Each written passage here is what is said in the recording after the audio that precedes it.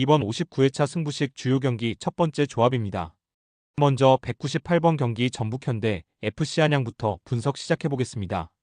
전북은 4-3-3 포메이션을 활용하며 중앙 미드필더 라인에 김진규, 강상윤, 박진섭 3명을 배치해 중원 장악에 초점을 맞추고 있고, 김진규는 탈압박과 전진 패스에 능하며 박진섭은 수비형 미드필더로서 공수 밸런스를 조율한다. 전진우는 이선에서 볼을 받아 풀어주는 역할로 전방으로의 침투와 박스 앞 연계 플레이에 적극적으로 관여하고 있고, 콜파뇨는 측면과 중앙을 오가며 포지션을 유연하게 활용하며 일선에서 연계와 마무리를 동시에 담당한다.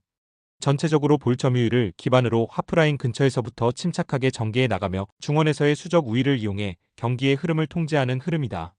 안양은 4-4-2 포메이션에서 리영직과 김정현이 더블 볼란치 형태로 중원을 커버하고 있고, 하지만 미드필더 숫자가 부족한 구조상 전북의 3미드필더 라인을 상대로 수적 열세에 놓이며 중원에서의 볼 소유와 탈압박이 원활하지 않고, 마테우스와 못다는 빠른 전방 침투에는 강점이 있지만 빌드업 과정에서 볼 연결이 끊기며 역습 기회도 제한적이며, 또한 4-4-2 포메이션 특성상 중원 간격 유지와 세컨드볼 대응에서 불리한 흐름이 반복되고 있고, 전체적으로 중앙에서의 밀도가 낮고 수비 라인과 미드필더 라인 사이 간격도 벌어져 볼 점유율에서 밀릴 가능성이 크다.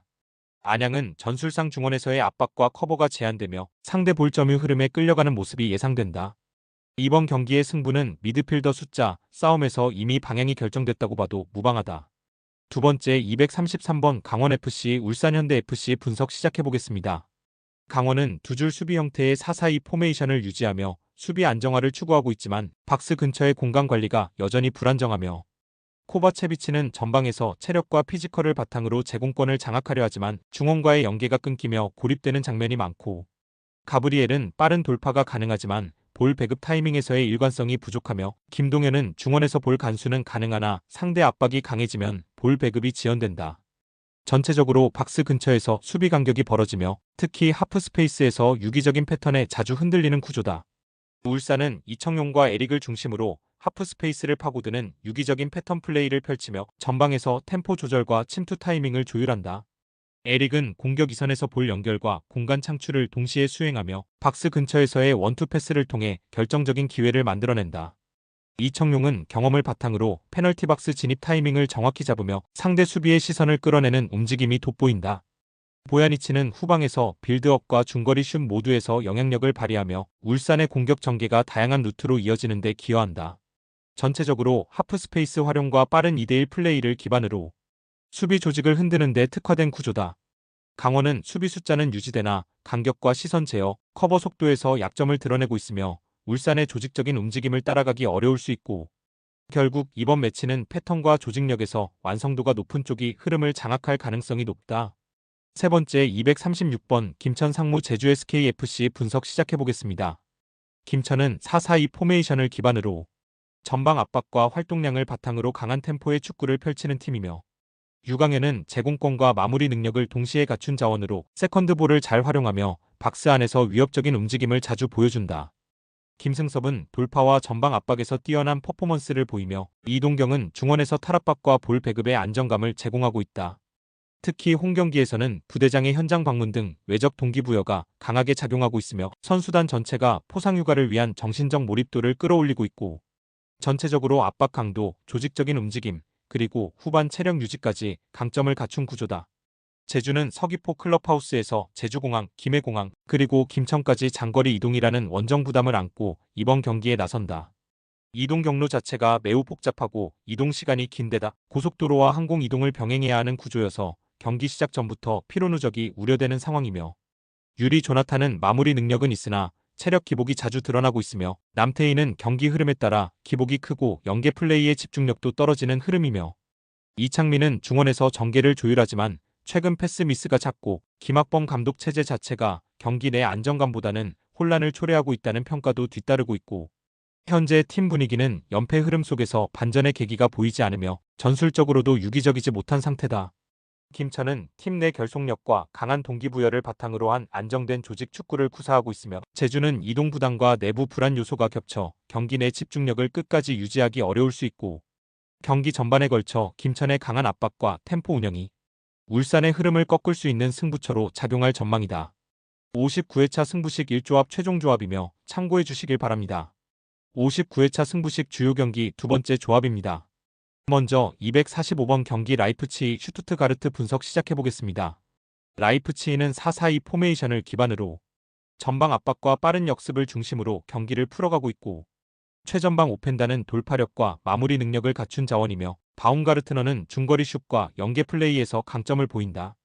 다만 클로스터만의 징계 결장과 함께 빌리 오르반, 슐라거, 헬리치, 아이다라 등 핵심 수비 자원 다수가 이탈해 수비진의 라인 조정이 필요하다. 슈투트가르트는 4-2-3-1 포메이션을 바탕으로 점유율을 확보한 상태에서 짧은 패스를 통해 상대 박스 근처까지 접근하는 방식의 운영을 선호한다. 공격형 미드필더 피리히와 측면 자원 볼테마드는 공간 활용 능력과 기민한 침투로 찬스를 만들 수 있는 자원이다. 그러나 체이스, 슈틸러, 옐치, 카이텔, 알다일, 스테르기우 등 중원과 수비 자원들의 대거 이탈로 인해 전방 압박 후 빠르게 전환되는 역습 상황에 취약한 면이 있다.